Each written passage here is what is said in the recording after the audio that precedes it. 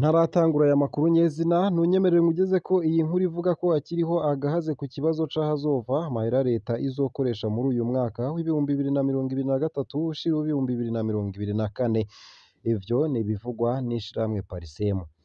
Mu gihe kuri uwa gatatu w'igenekerezo rya gatanu Mukakaro 2023 ishirahamwe Parisemu ryari riramutse ritunganya uruganda rwo gukangurira abarundi kuraba uko ubutunzi bw'igihugu bwifashe muri iki gihe Uburundi bufise ihangiro ryo kuzoba igihugu cifashe mu mwaka w'ibihumbi 2040.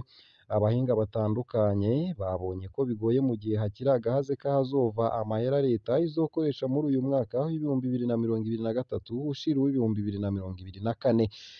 Ivyo babivuga bafatiye ku kuntu urugero rw'amadeni y'umurengera rwagumye ruduga kuva mu mwaka w'ibihumbi 2016.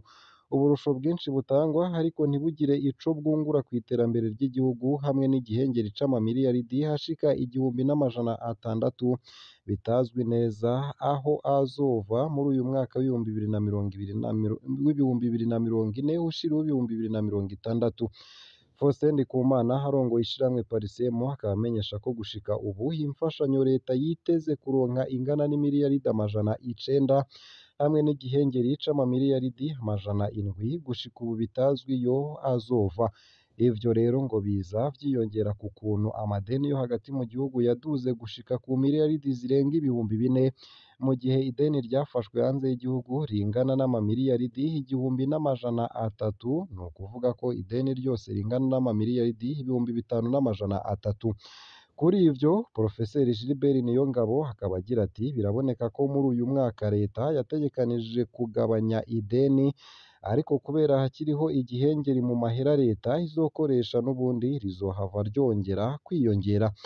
Akabona ko inama nshingamateka n'inama nkenguzamateka bakorana na sentare ijejwe ubutunzi Cour des comptes kugira ngo bashireho urubibe ntarengwa kuri leta rwo kubandanya ifata amadeni kandi bongere bategeke leta kwiga inzira zo gutangura kuriha iryo deni kugira ngo ntirizobe umuzigo ku runganwe ruzoza.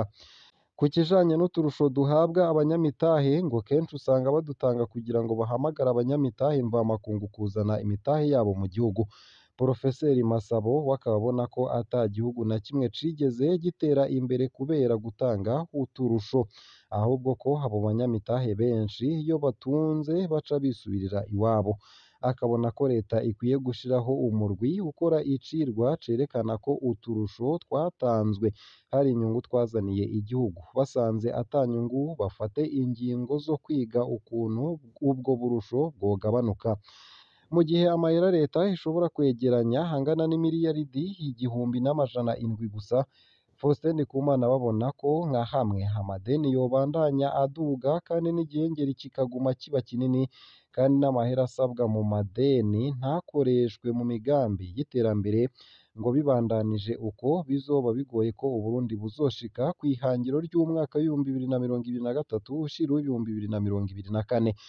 Akaba abona ko hata kindi gikwiye gukorwa hatari uko leta y'u Burundi yosubira kuvugana n'abayifasha kugira ngo bagarukire igisata c'ubutunzi. Ese mweho mubona ari igiki cokorwa kugira ngo ico gihengeri n'ayo madeni bigabanuke? Twandikire. Ntunyemerere nkusuhuze, ndaguhaye kaze, ndaguhaye mwiriwe neza canke mwaramutse neza bivanye n'aho dukurikira uherereye. Turi ku munsi wa gatatu w'igenekerezo rya gatanu z'ukwezi kwa karindwi umwaka n'ibihumbi 2023.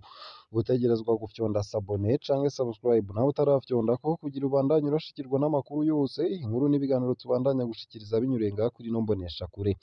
Gufyonda sabone ni ukumanuka munsi y'ino video hama ugafyonda imbere y'ijambo Isange TV, haraza kuba handitse ijambo sabone nawe ukoresha YouTube y'igifaransa canke ijambo subscribe nawe ukoresha YouTube y'icongereza. Uragenda ufyondeko hama uba uduhaye intererano yawe yo kuja turakuronsa amakuru yose, ibiganiro n'inkuru tubandanya gushikiriza biba biriko biravurwa irya nino mu gihugu c'u Burundi ndetse yewe no hakurya y'imbibe z'igihugu c'u Burundi mu yandi makungu.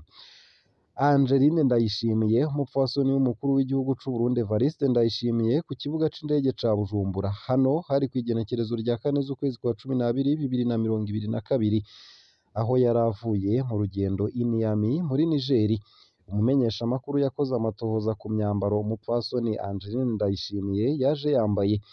Ibirato, impuzu, isakoshi byose byari ibyo muri marike y'Ubwongereza bita Burberry.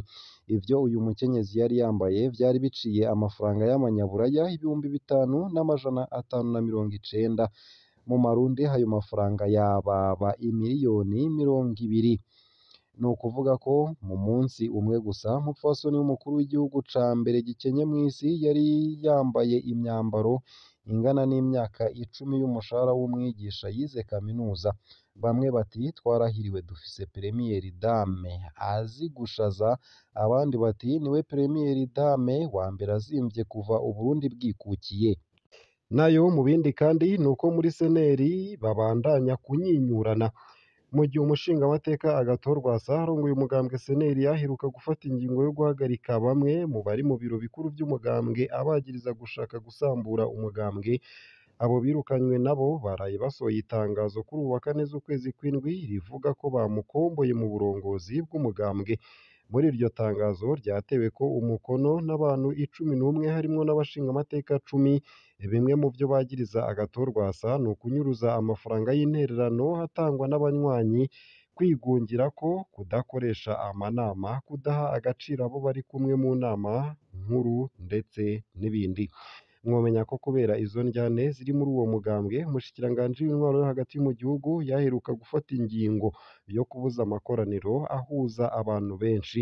Aho avuga ko iyo ngingo yafashwe mu gukingira abenegihugu. Itanga impanuro kuri abo banyepolitike unyuriye munsi y'ino video.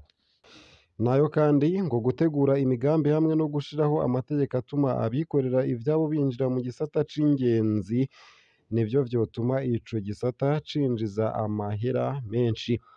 Ivyo ntivyashikirijwe na Jacques Bigirimana, umuyobozi mukuru w'igisata c'ingenzi, mu kiganiro yahaye abamenyeshamakuru kuri uyu wa 4 Mukakaro 2023.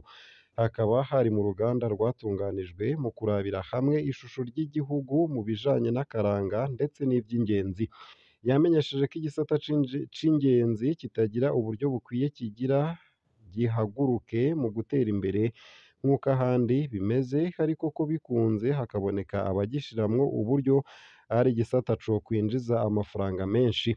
Ariko ngo ico kibazo c'uburyo ntawe bogitako kuko kiva ahanini ku vy'Uburundi bwaciyemwo muri kahise nk'intambara, aho yahitanye n'ibibanza vy'iratiro nk'amashamba akingiwe bita parike n'ibindi.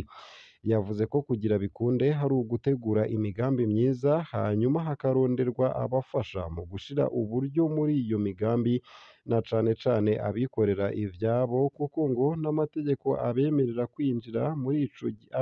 kwinjira muri ico gisata baza barayarungitse muri leta ngo yigwe.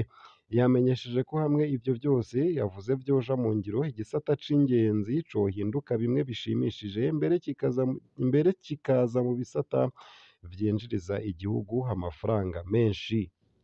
Nayo mu gusozera aya makuru nunyemerere ngugeze ko iyi nkuru iriko iravurwa muri Sudani y'Epfo, ko umukuru w'igihugu ca Sudani y'Epfo nyene ariwe Salva Kiir yatangaje kuri uwa 2 ko amatora amaze igihe kinini yigizwa inyuma hazoba mu mwaka uza nk'uko vyateguwe. Ni amatora ya mbere hazoba abaye kuva mu mwaka w'2011 aho ico gihugu cikukira ciyongoye kuri Sudani. Ni nyuma y'intambara yamaze imyaka myinshi. Kiir w'imyaka 71 arongoye ico gihugu kuva kicikukira yamenyesheje ko azokwitoreza ikindi kiringo. Nta wundi mukandida haravuga ko azokwitoza uretse ko Riek Machar, icegera ca mbere c'umukuru w'igihugu, yitezwe kuzokwitoza. Intambara muri Sudani y'Epfo zarabandanije inyuma yo kuronka intahe yo kwikukira. Mu mwaka w'2013 haradutse intambara hagati y'abanyagihugu igihe haba kutumvikana hagati ya Perezida Kiir ndetse na Machar. Amasezerano yo gusangira ubutegetsi yatewe ko umukono muri Myandagaro mu mwaka w'2018 hagati y'impande zarwana, afise intumbero yo guheza intambara yari imaze imyaka 5. Ikiringo ca gatatu mfatakibanza cari kitezwe kurangira mu mwaka w'2022, ariko carongerejwe kugira abategetsi batorere umuti ibibazo bijanye n'ishirwa mu ngiro ry'amasezerano y'amahoro.